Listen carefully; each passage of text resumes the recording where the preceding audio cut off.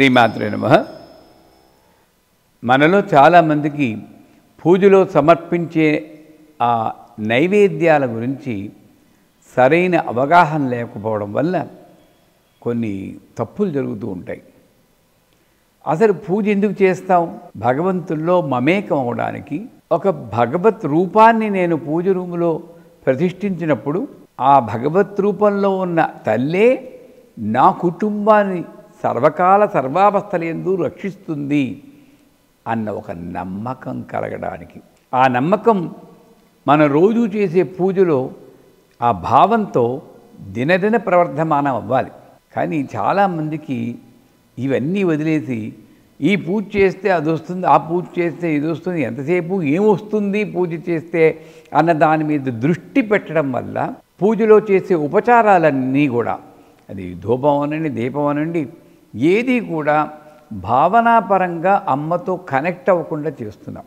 ఇది ఎలా చేయాలని చాలా వీడియోల్లో మేము చెప్తూనే ఉన్నాం. ధూపం అంటే ఏమిటి, ఎందుకు చేస్తారు, ఇవన్నీ.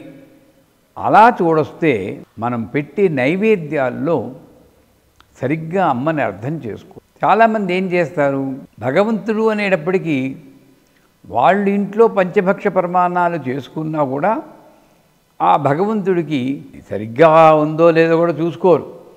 బాగా ముగ్గిపోయిన అరటిపండో లేదా పండనటువంటి ఒక పండో తొక్క కూడా వలవకుండా ఒకటి పెట్టేసి ఇలా ఇలా చెప్తూ ఉంటాను, తింటే తిను పోతే పో, తింటే తిను పోతే పో అన్నట్లు ఇలా చూపించి చేస్తారు.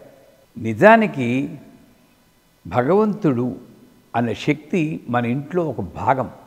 అందుకే చాలాసార్లు చెప్తాను, అసలు నైవేద్యము అన్నది పూజలోనే ఎందుకు పెట్టాలి. శంకరాచార్యులు వారు అన్నట్టు పూజలో ప్రతి ఒక్క ఉపచారము కూడా మన జీవితంలో ఉన్నటువంటి మనం నడుచుకున్న వ్యవస్థలో భాగమైపోవాలి, అంతర్లీనమైపోవాలి. అంచేత నా మాటే మంత్రము అని అన్నాడు ఆయన. నేను ఇంట్లో ఏది వండుకున్నా సరే, పంచభక్ష వనమాన్నాలు వండి, గుత్తొంకాయ కూర వనండి, ఆఖరికి ఉల్లిపాయ పకోడీ అయినా సరే, ఇక్కడే జనాలకి ఓ పట్టాన్ని ఎక్కదు. ఉల్లిపాయ పకోడీ అయినా సరే ఎప్పుడు చేసుకుంటే అప్పుడు ఆ అమ్మిచ్చిందే నేను తింటున్నాను, కానీ నేను పెడితే అమ్మకే తిండి కాదు. మనమెవరండి పెట్టడానికి? అమ్మ ఇచ్చింది అమ్మకి ఇస్తున్నాం, ఆవిడికి ఇచ్చింది తినగా మిగిలింది నాకు ప్రసాదం అనుకుని నేను ఎప్పుడు ఏది వండుకున్నా సరే ప్రథమంగా అమ్మవారికి నివేదన. నువ్వు పూజ రూములోకి వెళ్ళి దానికి ప్రత్యేకంగా మనం పూజ చేయక్కర్లేదు.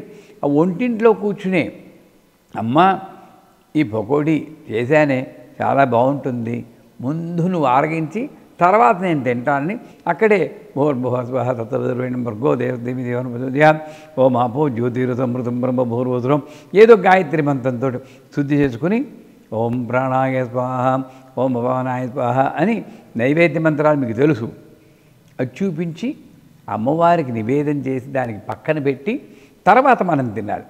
ఈ పక్కన పెట్టింది ఇంకోటితోటి పంచుకోవాలి. నైవేద్యాలు అందుకొచ్చాయి. విగ్రహానికి ఇలా చూపించినా జగత్తులో అమ్మ రూపాలుగా ఉన్నటువంటి అనేక జీవులతో నేను పంచుకోవాలి. జంతువులతో పంచుకోవాలి, పక్షులతో పంచుకోవాలి. మనం జంతువులతో పంచుకోం, అసలు మనిషితో పంచుకుంటేనే గొప్ప. మనకి ఇలా ఇలా చూపించడం, మనమే తినేయడం, ఇది తప్పు. ఇంకోటి ఏంటి, ఇంట్లో అన్నీ తింటాం, భగవంతుడు మాత్రం బెల్లం ముక్క నైవేద్యం పెడతాం. పైగా ఇంకోటి ఏంటి, వినాయకుడికి బెల్లం ముక్క అంటే చాలా ఇష్టం అండి, ఆయన అడిగినట్టు కళ్ళలో కనబడి చెప్పినట్టు. ఒకవేళ బెల్లం ముక్క ఇష్టమే అనుకుందాం, మరి నీకు ఇష్టమైన గుత్తొంకాయ కూర ఎంతెంత లాగిస్తాం కదా, ఆయనకి ఇచ్చి బెల్లం ముక్క ఇంత ఎందుకు పెడతావు? నీకు బెల్లం నిజంగా ఇష్టమైతే ఎంత పెట్టాలి? ఆయన ఎలాగా తిండు, మళ్ళీ నువ్వే వాడుకుంటావు. ఆ పెట్టిది కూడా ఇంత పెట్టవు, ఇంతే పెడతావు. అక్కడే పొరపాటు. అసలు ఈ బెల్లం అలాంటి దాన్ని ఏమంటారంటే అవసర నైవేద్యం అంటారు. ఎప్పుడైనా పూజ చేసేటప్పుడు నా వంట అయిపోకపోతే, ఇంకా తెవనకపోతే, ఆయన వంట అవ్వలేదు, నీకు నైవేద్యం కాకపోతే పూజ పూర్తి కాదు కాబట్టి అవసర నైవేద్యార్థం గుడోపహారం నివేదయామి అని, అవసరం ఏదో తత్సమయం నేను పెడుతున్నాను, అందుకోసం వచ్చిందే కానీ నేను బాగా లాగిచ్చేస్తూ ఆయన రోజు ఇంత బెల్లం మొక్క పెడితే ఆయన చూస్తూ ఉంటాడు, రే ఎప్పుడో నీ పని చెప్తాను రా అని. ఇది సత్యం. అందుచేత అందరూ గమనించాల్సింది ఏమిటంటే అమ్మేదో పూజ గదిలో కూర్చున్న బొమ్మ కాదు. బొమ్మ అనుకుంటే నువ్వు ప్రాణప్రతిష్ఠ చేయనేక్కలేవు.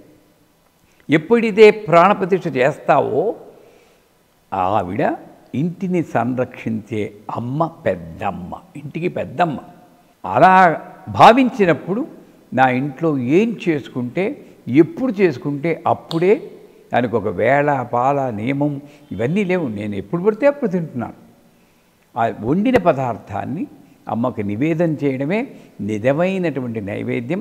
మిగతా అంతా భ్రమలో పడి తప్పులు చేస్తున్నాము తప్పితే ఈ విధంగా పాటిస్తే ఆ విగ్రహంలోనే అమ్మ సాక్షాత్కరించి ఏనాడో మనకి పూర్వకాలంలో భక్తులను అనుగ్రహించినట్టు తప్పకుండా అనుగ్రహిస్తుంది. ఇంకొక సందేహం వస్తుంది, మేము శాకాహారం కావు, మాంసాహారం భుజిస్తున్నాం, మరి నివేదన చేయొచ్చా అని.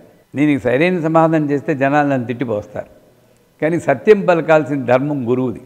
నువ్వు ఏ ఆహారం తింటున్నావో భక్త కన్నప్పలాగా నువ్వు తిని ఆహారాన్ని, నువ్వు పళ్ళు పలహారాలు భుగిస్తే అదే పెట్టు, పంచభక్ష పరమాణాలు భుజిస్తే అదే పెట్టు, మాంసాహారం భుజిస్తే అదే పెట్టగల ధైర్యం నీకు ఉండాలి. కాదు తప్పండి మరి నువ్వు తినమ్మా అని దేవుడు శాకాహారి అని ఎవరు చెప్పారు?